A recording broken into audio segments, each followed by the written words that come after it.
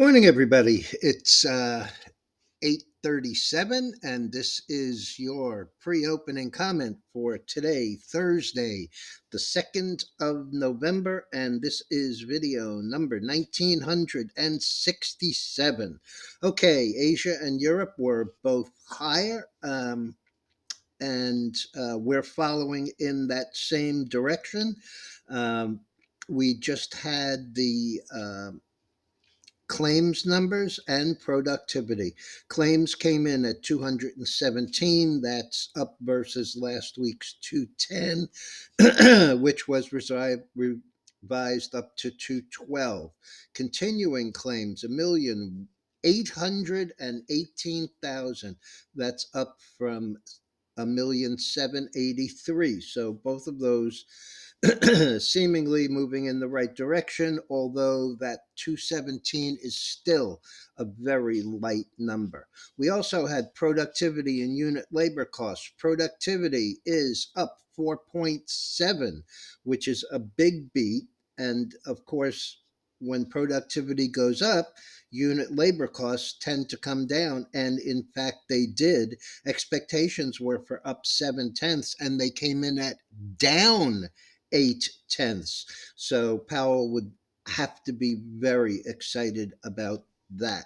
Interest rates are substantially lower, and futures are in general higher.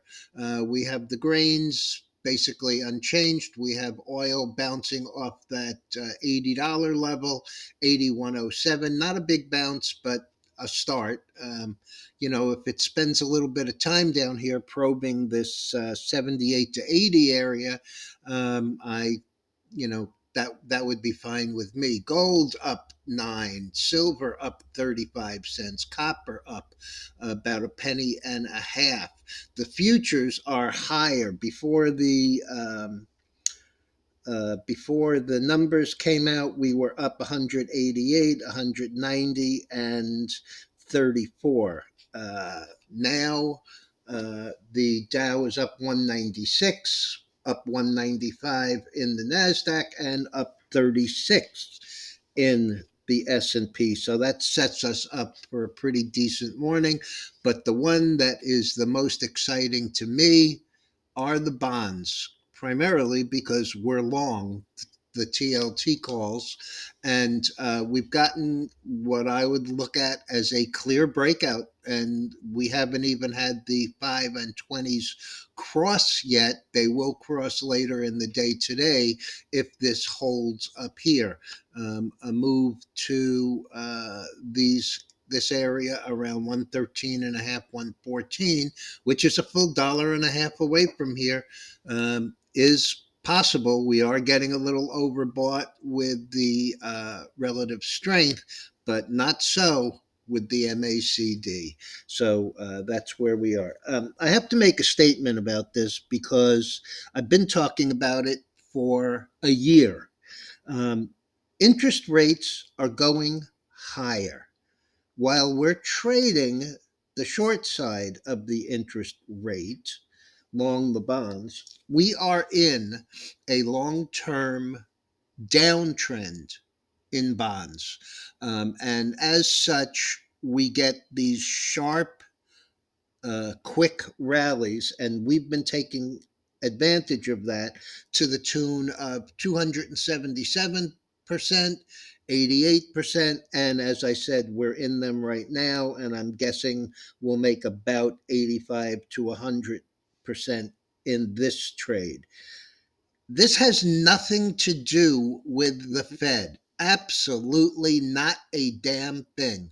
And the reason that I say that is because the Fed is running exactly the way that they want to, and they expect worse to work here, and that's fine.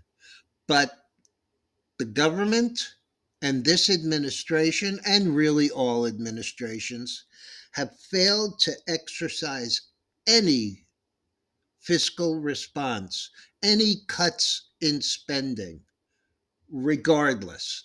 And as long as that happens, and as long as we have to have continued um, financing of the debt and the deficit spending, rates are going to trend higher. How much higher? I have no clue, but they could get pretty ugly. And the statistic that I heard just yesterday from Jeff Gunlack, who I greatly respect, he was on after the press conference with Powell. Um, a year from now, if we don't start to cut by the following year, we will see 2 trillion in interest expense. It is not possible to have a decent economy with those kind of numbers. It is not possible to not see higher interest rates with those kind of numbers. That's 10% of our GDP. So that's a major concern. Okay, a couple of stocks up, a couple of stocks down. Starbucks beats. The stock is 101, up 965 or 9.92%. Palantir with a beat. 1691 up $1.99, 13%. And then we come to the bad boys. Moderna. Here's a stock that shows a high print of 497, which in fact in the pre-market that day was 520. Currently trading down to 67 with a last of 68.70, down 7.5 or 10%. This is a company that just threw up its hands in their statement and said, we geared up to save all these lives in the pandemic, and now it's just an endemic, and we're really going to get hurt by this. What he should have said was, because we're idiots and we figured the sun was going to shine forever, there are no rainy days. We don't have to make any adjustments. Well, the stock is down, as I said, from basically 500 to 70. That's 85%. Confluent with a beat, CFLT, with a beat but poor um, guidance. This is another one, been around for about 2 years, tech, not bio.